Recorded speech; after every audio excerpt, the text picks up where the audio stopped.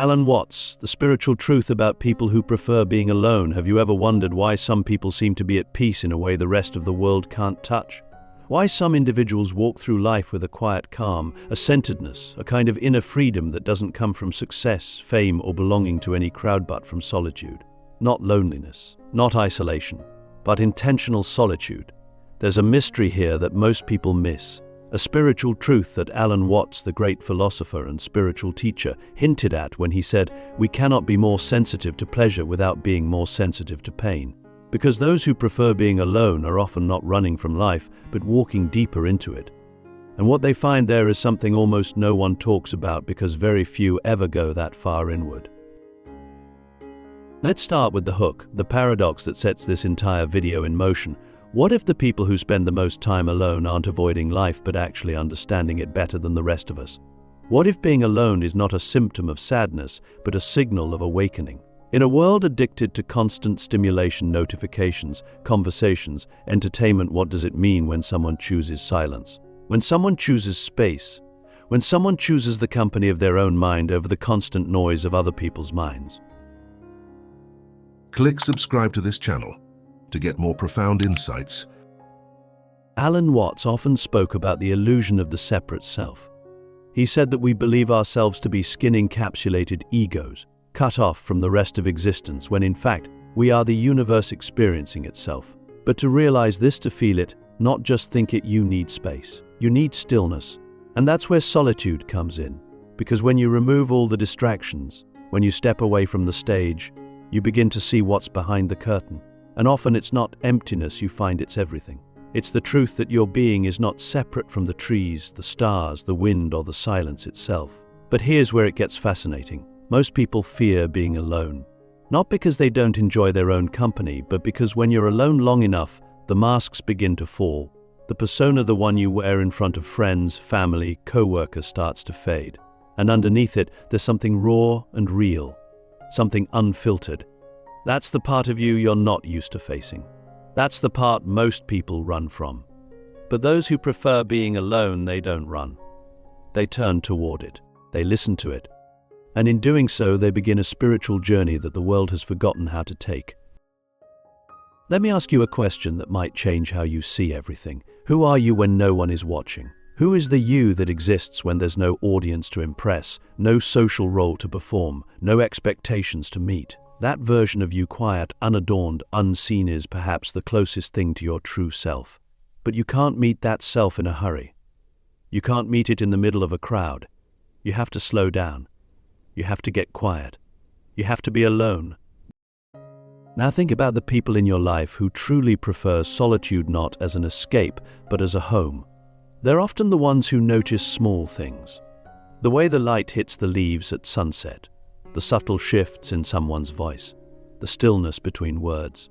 They're not disinterested in life, they're tuned into a deeper frequency. And that frequency is drowned out by the constant buzz of society. Alan Watts knew this. He once said, "Muddy water is best cleared by leaving it alone." That's what solitude does.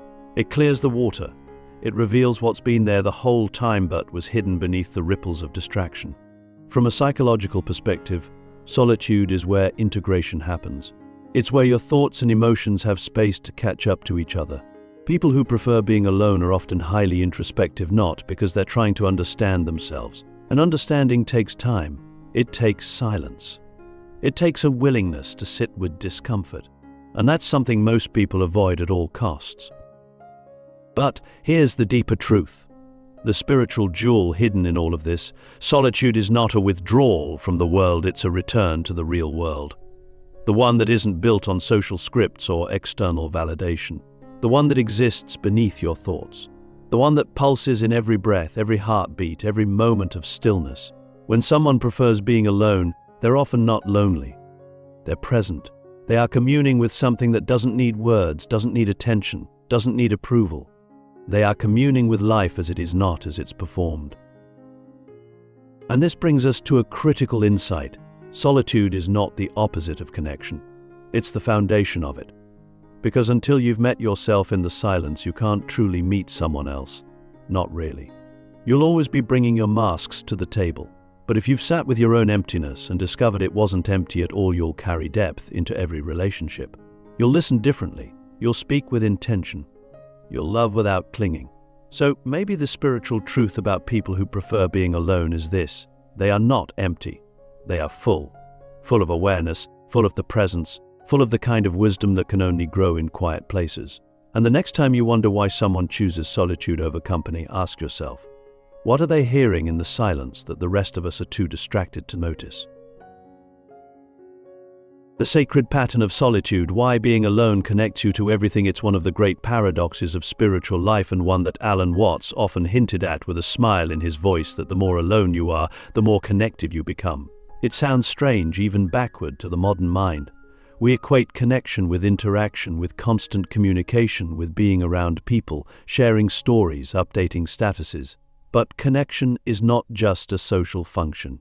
It's a spiritual state. And sometimes it is only in the absence of others that we begin to feel the presence of everything else. The trees breathe differently. The sky seems to speak. The wind no longer rushes past you. It includes you. It moves through you. This is the sacred pattern of solitude. It's not just a personal retreat. It's a portal into the larger fabric of existence. When we are alone, not distracted, not numbing ourselves with noise, but truly present in our aloneness, we begin to feel the subtle threads that connect us to the entire cosmos. And it's here where Alan Watts' words echo most powerfully. You are an aperture through which the universe is looking at and exploring itself. In solitude, that becomes more than an idea. It becomes an experience. You stop identifying as a separate self, and you begin to feel like a wave remembering it's part of the ocean. But why does solitude awaken this realization?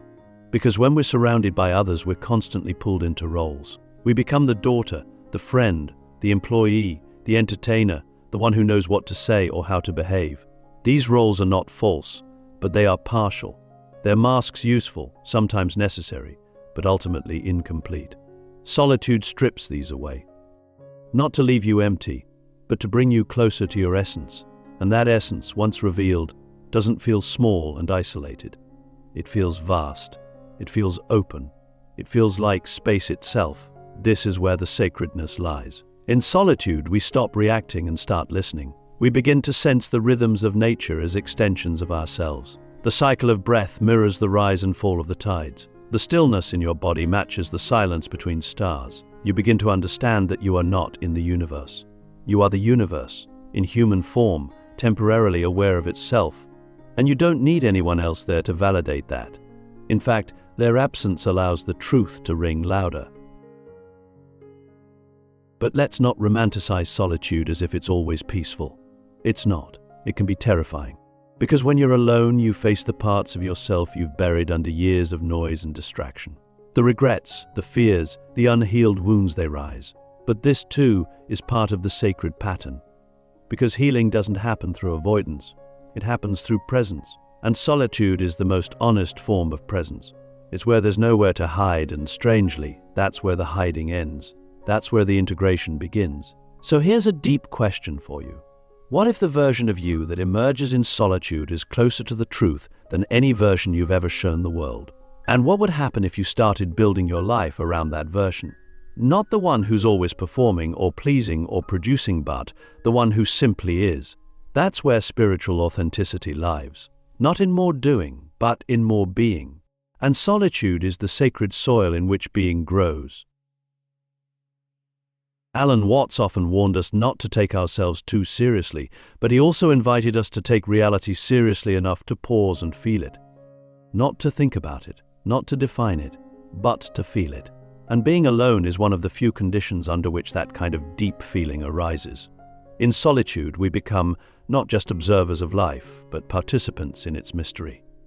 We don't just watch the river, we become the current. We don't just sit beneath the stars, we become the space between them.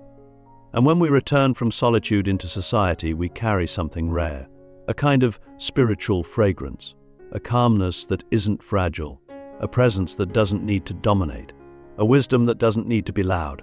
We become like tuning forks for the people around us, quietly reminding them that there is something deeper than the noise, something more real than the roles we play. So maybe solitude isn't about escaping the world. Maybe it's about remembering that we are the world just temporarily forgetting. And those who prefer being alone, maybe they are the ones who are actively remembering, not because they're antisocial or broken, but because they've tasted something sacred in the silence. And once you've tasted that, even the best conversations feel like echoes of a deeper truth. The hidden strength of solitude, how being alone builds inner power the world can't touch. When we talk about strength, the world usually points us toward the external, the loud, the visible, the assertive. Muscles, money, influence, charisma. But there is another kind of strength, one that doesn't seek attention or applause. It's the strength built quietly in solitude. It's not forged in conflict, but in stillness. And the irony is, this strength is far more enduring, far more unshakable than any power the world can offer. Because it doesn't depend on anything outside of you. It's not fragile. It can't be taken away. It's the kind of power that grows when your only audience is yourself. Alan Watts often spoke of the illusion of control, the way we think we must constantly push, manipulate, and strive to make life work. But in solitude, something extraordinary happens. You begin to let go of the illusion. You stop grasping. You stop chasing. And in that surrender, an entirely different kind of power arises. Not the power to endure, the power to endure, the power to see clearly, the power to remain centered even when the world is spinning. This kind of inner strength doesn't make you louder, it makes you stiller. It's not reactive, it's responsive. It doesn't need to win, it simply is. And the people who prefer being alone, they're often the quiet carriers of this strength. Not because they were born with it, but because they cultivated it in silence. They've sat with their own chaos long enough to understand it. They've watched their thoughts rise and fall like waves and realized they are not the waves. They are the ocean. That realization is not dramatic. It doesn't come with fireworks. It comes like a whisper from deep within. You are already enough. And once you feel that, you stop needing the world to validate you. Let me ask you something that may shake loose a truth you've forgotten. When was the last time you were truly alone, not just physically, but mentally, without distraction, without a goal, without trying to fix something? Most people never go there, because the initial silence is deafening. It confronts you. It holds up a mirror you can't look away from. But if you stay, if you breathe through the discomfort, something miraculous happens. You discover that you are not your thoughts. You discover that peace doesn't require perfection. You discover that presence is power. And what's fascinating is that this kind of inner power makes you less susceptible to the chaos of the world. You're no longer pulled into every argument, every trend, every crisis of identity. You become like a mountain, weathered, grounded, unmoved. But here's the twist. This strength doesn't make you rigid. It makes you fluid, because you're not resisting life, you're aligned with it. You're not trying to control the river, you're learning how to float. This is the secret that solitude reveals. Real power does not come from force, it comes from alignment. And those who spend time alone are often aligning themselves with something deeper than ego, deeper than ambition, deeper than fear. They're aligning with truth. And truth doesn't shout, it doesn't demand. It waits patiently for us to get still enough to hear it. We live in a world that's constantly telling us to do more, be more, post more, prove more. But what if the most radical act of power in this age is to do nothing for a while? To sit, to listen, to return to yourself. That's what solitude offers. Not escape, but return. And in that return, you find your center. And when you live from that center, you become unshakable. Not because life gets easier, but because you've stopped expecting it to. You've stopped outsourcing your peace to things you can't control. So maybe the people who prefer being alone have found something the rest of us are still searching for. Maybe their silence isn't emptiness, but fullness.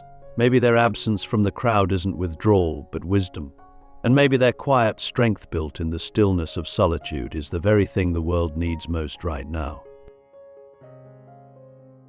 Alone, not lonely. Why solitude is the gateway to spiritual awakening and true belonging. There's a subtle but powerful difference between being alone and being lonely, a difference that most people never stop to examine. Yet it defines the entire trajectory of their inner life. Loneliness is the hunger for connection, the ache of absence, the sense that something vital is missing. But solitude, true, conscious solitude, is not a lack at all. It's a fullness, a presence, a deep, quiet realization that you are already complete. And when we choose to be alone not as a coping mechanism but as a conscious return to ourselves, we begin to awaken to a truth that rewrites the meaning of belonging itself. Alan Watts often reminded us that we are not isolated fragments in a dead universe. He said we are like waves in the ocean, separate in form but never in essence. To realize this, you don't need a lecture. You don't need a book. You need space. You need quiet. You need to step away from the noise of the world long enough to hear the rhythm of your own being. And when you do, something profound happens. You stop feeling like a stranger in the universe. You stop feeling like you need to earn your place. You realize you were never disconnected in the first place. This is the spiritual awakening hidden in solitude. Not the kind of awakening that comes with visions or fireworks, but the kind that slips in softly when you're walking alone at dusk or sitting in stillness at dawn. It's the awakening that whispers, you are not alone, you are part of it all. It's the kind of truth that doesn't need to be believed, it simply is. And once you feel it, even for a moment, the fear of being alone begins to dissolve. Because you start to understand that the space around you is not empty. It's sacred. It's alive. Let me ask you a question that might change the way you see the world around you. What if the deepest form of belonging doesn't come from being accepted by others, but from accepting yourself completely as you are, without needing anything to be different? When you sit in solitude long enough, you begin to see yourself clearly, not the image you project, not the version you edit for others, but the raw, honest truth of who you are. And if you can hold that truth with compassion, you begin to feel something extraordinary: home. Not in a place, not in a person, but in your own presence. This is why the people who prefer being alone often carry a quiet magnetism. Because they're not trying to impress you. They're not trying to be anything other than themselves. And in a world full of performance, that authenticity is rare. It's powerful. It draws others in not through charisma, but through presence, through integrity, through the invisible signal that says, I am whole, even in silence. And here's the final paradox. The deeper you go into solitude, the more you begin to feel connected not just to yourself, but to others. Because you've stopped needing them to fill a void. You've stopped needing them to complete you. Instead, you can meet them as equals, as fellow travelers, as reflections of the same mystery that lives in you. That's when relationships become sacred, not because they complete you, but because they mirror the completeness you've already found. So maybe solitude is not a detour on the path to belonging. Maybe it is the path. Maybe all our searching, all our craving for connection has been a call to return to ourselves first. Because only when we belong to ourselves can we truly belong anywhere. And maybe the people who prefer being alone, those quiet souls who walk through the world with deep eyes and soft voices, they've simply heard that call earlier than the rest of us. They are not lost. They are not broken. They are not running away.